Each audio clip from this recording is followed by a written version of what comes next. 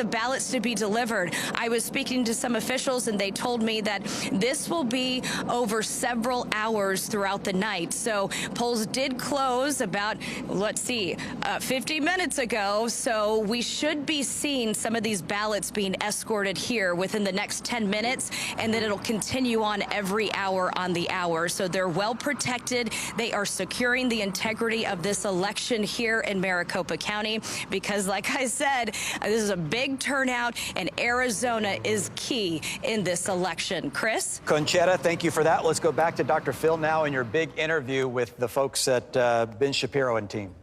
Well, let's try this again. I will join Ben Shapiro on his Election Night podcast at the same time he joins us here on Merit TV.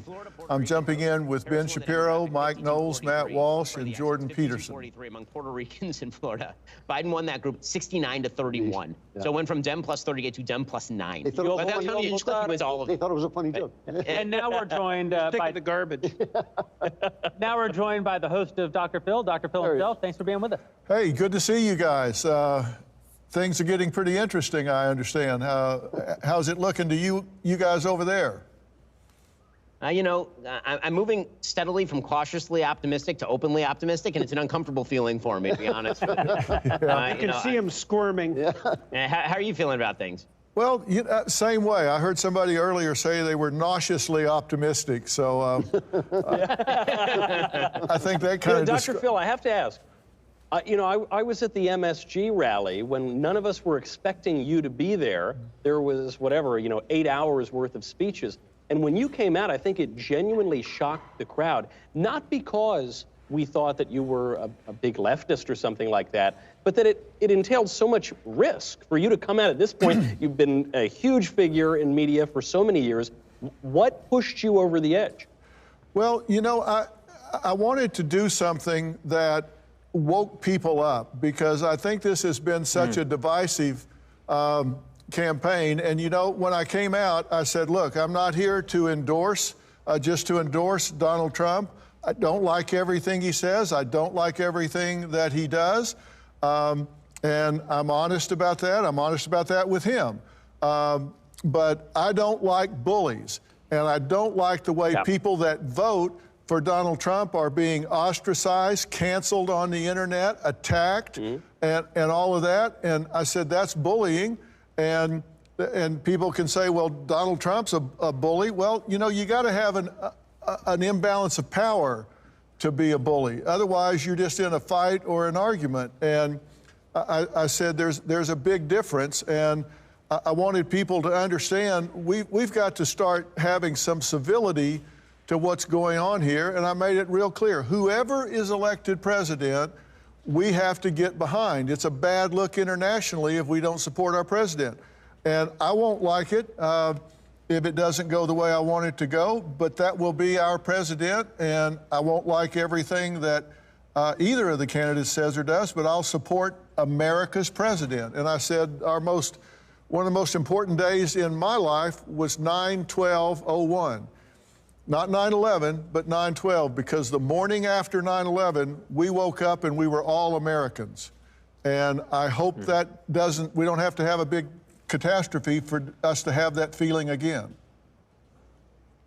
And Dr. Phil, one question for you is, obviously, you really believe in individualism. That's something that ranks very high on your list.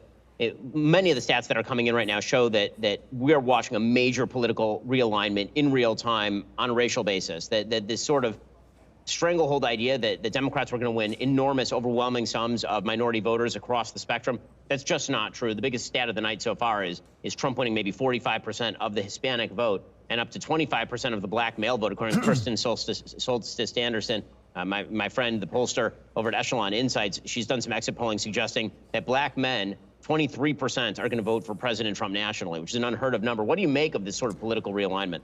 Well, I think you're saying it exactly right, Ben. I think it is a political realignment because people are saying, look, I'm tired of people telling me that because I'm part of a demographically defined group that I can't think for myself. And you've heard me talk very loud and long about the fact that we have to teach critical thinking in this country again. We've got to inspire people to be critical thinkers. That's why I've spoken out so much about these ridiculous campus protest groups that are demonstrating on behalf of Hamas. These are terrorist groups. And we're not teaching young people to be critical thinkers anymore. And we've got this half of America that are truly identity politics. People are smart enough to think for themselves. And we're seeing it now, where people are rebelling against this expectation that because I'm black or because I'm female or because I'm a certain age that I have to vote with that bloc. That's not true. People can think for themselves. Well, the Democrats are also, I suppose, running afoul of their own intersectional claims. It's like there are black men, and it isn't obvious that men are doing that well on the Democrat side, and that's because the Democrats don't really seem to like men. And so maybe it's like, well, they've done everything they could, you might say, from an ideological perspective to attract the black vote, but they've abandoned the male vote, and maybe the black men are men first and black second from the intersectional perspective, or at least 23% of them seem to be considering that. Well, it's an interesting prospect because gender is actually real, and while race isn't not real, it's not fixed. Yeah. So we're told that not definitive. It's not definitive. Yeah, we're told that gender is fluid, but it's actually race that over time is fluid. Yeah. Well, we know that men are men. Barack Obama is going to be very disappointed in black men because we know that he. No, the brother. Yeah. Brothers. Those naughty brothers. Men, Democrats don't understand this. Like, there's nothing men hate more than being nagged. And Barack Obama is literally wagging his finger in the faces of black men saying, you need to get out there and vote. That, if you want to speak to men and motivate men, that's the very last way to do it. No, you have to send Michelle to do that. Yeah. And she then did, right? She got up there and she lectured black men about how they were irresponsible and terrible, which, of course, is definitely what they want to hear from Michelle Obama. By the way, CNN is now reporting that Harris has some warning signs in Michigan. She's underperforming Joe Biden in places like Washtenaw County, which is a very heavily Democratic area. So, obviously, as goes Michigan, so goes the country. It's possible, again, fingers crossed.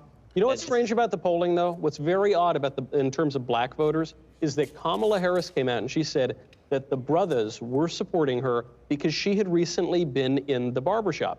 And she made this claim about a week ago. I did not have the resources to fact check it, though my gut instinct tells me Kamala Harris has never once in her entire life been in the barbershop. Yeah. And it would seem that the hard numbers we're getting here suggest the brothers breaking, at least in a significant way, for President Trump. And by the way, New York Times Needle in Iowa, estimated margin, Trump up 9 in Iowa. So remember that time when he was supposed to lose by 3? That is an 11 to 12-point miss by Ann Seltzer in Iowa. And remember, that was being used as a bellwether to determine whether there was going to be extra turnout for her in Wisconsin, Michigan, and Pennsylvania. So if he's winning Iowa, Emerson, right, had Iowa at +9. Emerson also had Donald Trump winning all 3 of those Rust Belt states. Let me jump in here and get you a couple of calls from our desk here because, Chris, you've got a couple of calls for us here. Thank you, Dr. Phil. Merit TV now calling the state of Missouri and its 10 electoral votes for Donald Trump. You see that on your screen here. That's with 20% of the precincts reporting. And also Delaware and its 3 electoral college votes for Kamala Harris. And you see those numbers right there. Dr. Phil, I should also point out that North Carolina, we're getting really close to closing that one out. That one's leaning towards Trump at last report. We're getting really close to closing out Colorado. And at the top of the hour, which is now just 1 minute away, polls will be closing in Montana, Idaho, Nevada, and most of Idaho, Utah, and Nevada. Yeah, that's great. And, you know, guys, if Ben, if we close out North Carolina for Trump soon, that can be a real building block in the march to 270. You've called North Carolina? Well, yeah, we called it already. North Carolina's been called. So as far as we're concerned, we're not talking about North Carolina anymore. It's over. North Carolina's done. But basically, practically speaking, you take North Carolina off the table for Kamala Harris, and she has one path and one path only. That's the Rust Belt state. She has to win all 3 of them. And right now, what if she wins all 3 but loses Virginia? Well, I mean, well, right now there are some more CNN exit poll numbers again with the giant grain of salt. This is the bimarital status. Kamala Harris is losing married voters 55 to 44. She's winning non-married voters by 55 to 41. Which is actually shockingly not horrific. Yeah, you would have thought that was like a 25, 30-point gap by the way they were pushing this. Meanwhile, the gender gap definitely exists, but it is heavier, according to CNN, for males than it is for females. 54 to 43 for Trump among males. It is 54 to 44 among females for Kamala Harris. So again, this is going to be, if Trump wins, it's because men showed up to vote. That's really what this is about. Men actually showing up to vote. So the kind of going theory of the Democratic Party is that women are high propensity voters, men are low propensity voters. They've constituted the majority. Women have constituted the majority of people who vote in the last several election cycles. Men showing up en masse to vote is a complete shift in the way that elections are. Can I just say, by the way, that we tend, when we talk about this, to sound like we're being very hard on women. I'm actually, I believe that it's a man's responsibility. I love women. Are you kidding? No, it's a man's responsibility to do things like vote. And we happen to live in this time where men have essentially given up so many of their responsibilities, and in part because they feel disenfranchised, although that's hardly an excuse. You know, men have given up their leadership role in the church, which is one of the reasons that you see the church in America no longer taking the stands for tradition and decency in the way that it historically has. They've given up their responsibility in the household, which is something that the Kamala Harris, at least PACs aligned with Kamala Harris, have been trying to openly exploit with their, hey, ladies, just don't tell your loser idiot husband who you vote for. And they've certainly given up their responsibility, their civic responsibilities. You know, you don't, it used to be that one of the backbones of the country was men engaging in civic social groups. Yes, and which have largely collapsed. There's an update coming out of the RNC right now. Michael Whatley, chairman of the RNC, says there were potential shenanigans in Pennsylvania, and the Republicans have just scored a legal victory. According to Chairman Whatley, Centre County officials were planning to stop counting ballots throughout the night in violation of state law. We, the RNC, threatened to sue. That was enough. Officials have agreed to continue the count as required. Our attorneys will continue fighting to quickly eliminate issues at the polls as they... This is what you want to hear. Well, speaking of Pennsylvania, our friend Ryan Gerdusky, formerly of CNN, he says that Lackawanna, Pennsylvania, which is the first county in Pennsylvania that is near to completion, that has shifted from a Biden plus 8.4 to a Harris plus 3. Ooh. That is a 5.4 percentage shift toward President Trump. Again, the trend lines, you hate to read trend lines, but I'm becoming, nauseously optimistic, as Dr. Phil suggests. That's not a bad place to be. And guys, I'm going to have to wrap out of here to talk to somebody. But before I do, Matt Walsh, I just have to congratulate you on your movie, Am I a Racist? A comedy to DEI for. What an absolute masterpiece. Congratulations on what a success with that movie. So thank you for that work, and congratulations on the success. Amen. Thank you so much. And we are in fact paying all of our guests to say that. So, if you're wondering. Well, I expect my $8 by the end of the night. Dr. Phil, thanks for making time for us on this important